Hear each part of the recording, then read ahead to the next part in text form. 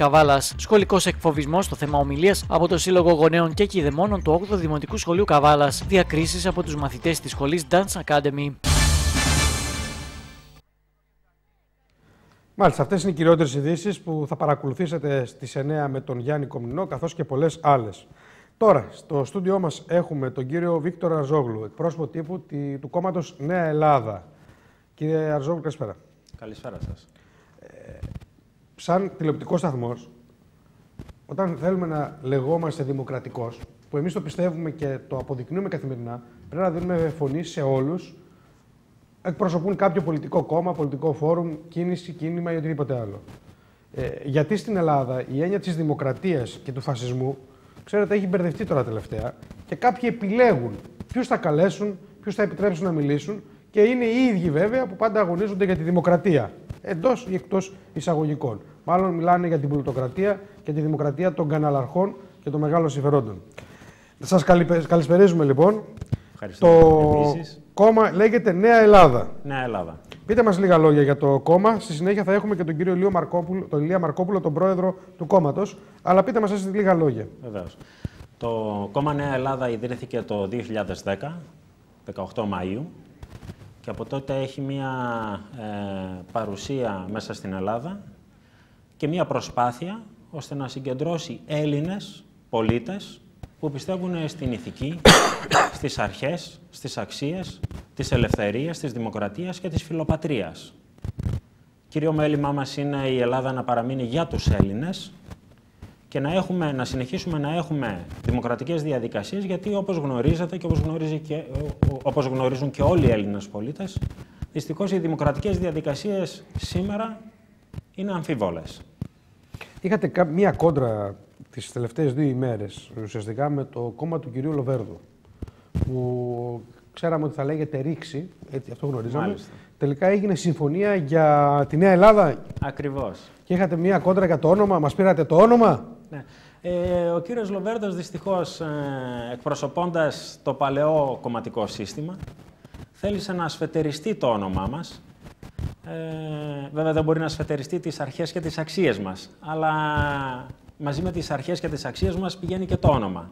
Πραγματικά δημιούργησε ένα θέμα το οποίο κιόλας δεν ακολούθησε. Ο κύριος Λοβέρδος δεν ακολούθησε και τις νόμιμες διαδικασίες, δηλαδή δεν προσέφυγε στον Άριο Πάγο να καταθέσει τα έγγραφα για την ίδρυση του νέου κόμματος. Πώς γίνεται αυτό, γίνεται να ιδρυθεί νέο κόμμα? Στην Ελλάδα γίνονται όλα. Συγγνώμη κύριε Αρζόγλου, αυτό δεν γίνεται, μου λέτε, να κάνει κόμμα χωρίς να καταθέσει τα σχετικά έγγραφα. Θα σας το επιβεβαιώσει και ο πρόεδρος του κόμματος, ο οποίος προσέφυγε στον Άριο Πάγο και ζήτησε αυτά τα έγγραφα, τα οποία δεν υπήρχαν. Εντάξει, πρώην υπουργός ήταν ο κύριος Λοβέρδος. Τώρα μην ζητάτε να γίνονται κιόλα. Ναι, να γίνονται νομότυπα. Λοιπόν, όταν έχουμε στην τηλεφωνική γραμμή τον κύριο Μαρκόπουλο, παρακαλώ να με ενημερώσετε. Μέχρι να πάμε σε εκείνο το θέμα. Ας το αφήσουμε λίγο το θέμα του ονόματος, θα τα πούμε και με τον πρόεδρο του. Είστε κίνημα ή κόμμα? Κίνημα. Κίνημα, γιατί όλοι κίνημα λένε. Όλοι λένε κίνημα βέβαια τώρα πλέον. Το κόμμα το ξεχάσαμε. Κόμμα, μα δεν είναι το ίδιο. Το πολιτικό κόμμα ή το πολιτικό κίνημα. Άλλο. Εγώ, συγγνώμη κύριε Αρζόγλου, ακούω στις ειδήσεις, στα μεγάλα πανελλαδικά μέσα που ξέρουν κάτι παραπάνω οι άνθρωποι, γίνεται ολόκληρη κουβέντα από μισή ώρα αν ένα κόμμα είναι κόμμα ή κίνημα.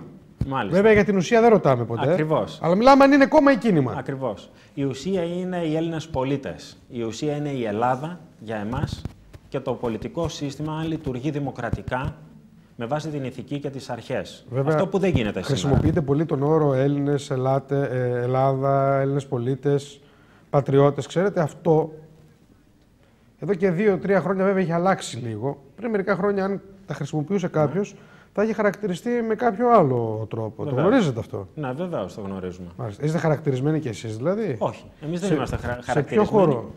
Εμείς είμαστε φιλόπατρις. Αν αυτό δεν αρκεί, Έλληνες φιλόπατρις. Τι παραπάνω? Μάλιστα. Δηλαδή θα πρέπει να χάσουμε την ιδιότητά μας, θα πρέπει να χάσουμε το είναι μας, θα πρέπει να ξεχάσουμε την Ελλάδα και τον ελληνισμό μας. Αλίμονο. Δεν ξέρω, εσείς θα μας πείτε. Προσωπικά θα σας πω ότι εγώ προσωπικά έχω κατηγορηθεί πολλές φορές δι' αυτό το λόγο. Ναι. Λοιπόν, έχουμε στην άλλη άκρη της τηλεφωνικής γραμμής τον κύριο Ηλία Μαρκόπουλο, τον πρόεδρο του κινήματος Νέα Ελλάδα. Κύριε Μαρκόπουλο, καλησπέρα. Καλησπέρα σας. Καλησπέρα σας και σας ευχαριστούμε πάρα πολύ για την πρόσκληση. Κύριε Μαρκόπουλε, θεωρούμε ότι είναι υποχρέωσή μας να δίνουμε το λόγο σε όλα τα νέα κινήματα. Δεν πιστεύω ότι υπάρχει διαχωρισμός αν το κίνημα το δημιουργήσει ένας πρώην υπουργός, ένας πρώην βουλευτής ή ένας πρώην μεγαλοκαναλάρχης ή τραπεζίτης ή ένας δικηγόρος και οικονομολόγος όπως είστε εσείς. Κοιτάξτε, αυτό ισχύει για σας ή και για κάποιους λίγους. Οι περισσότεροι πρέπει να σας πω ότι μας έχουν αποκλείσει από τα μέσα μαζικής ενημέρωσης εδώ και αρκετό καιρό και δεν επιτρέπουν να ακούγεται η φωνή μας. Σκεφτείτε ότι τις ημέρες αυτές που ζούμε αυτή την κατάσταση με την κλοπή του ονόματός μας από τον κύριο Λοβέρδο, δεν μας επιτρέπουν οι εκπομπές που τον βγάζουν και τον παρουσιάζουν ως πρόεδρο της Νέας Ελλάδας να παρέμβουμε και να ακουστεί η άποψή μας. Αυτή είναι η δημοκρατία των μέσων μαζικής ενημέρωσης, τα οποία αφήνονται τα μάλα για τα όσα συμβαίνουν σήμερα σε αυτόν τον τόπο. Πήρατε τηλέφωνο και σας έκλεισαν το τηλέφωνο, δεν σας άφησαν να βγείτε σε κάποιο μέσο? Τίποτα, δεν μας άφησαν να βγούμε. Στην εκπομπή του Λιριτζή Οικονόμου στο Sky δεν μας επέτρεψαν ούτε καν να βγούμε και στη χθεσινή εκπομπή του κυρίου Παυλόπουλου στο Extra Channel το ίδιο συνέβη και εκεί. Και ο φίλος μου ο Τίκο. Γίνονται τέτοια πράγματα, κύριε. Βεβαίως γίνονται. Γίνονται τέτοια και χειρότερα. Η διαπλοκή πλέον είναι όχι στους πολιτικούς. Βέβαια δεν έχουμε τους αδέλφους εδώ να απαντήσουν τώρα. Εγώ αρκούμαι στα λεγόμενά σας. Τι να απαντήσουν, σας λέγω γεγονότα. Εμείς τους στείλαμε και mail, τους στείλαμε και fax, προσπαθούμε να ενημερώσουμε. Περιστέρι δεν στείλατε, πρέπει να στείλετε και ένα περιστέρι. Και ένα περιστέρι, ναι. Αυτό θα το κάνουμε την επόμενη φορά.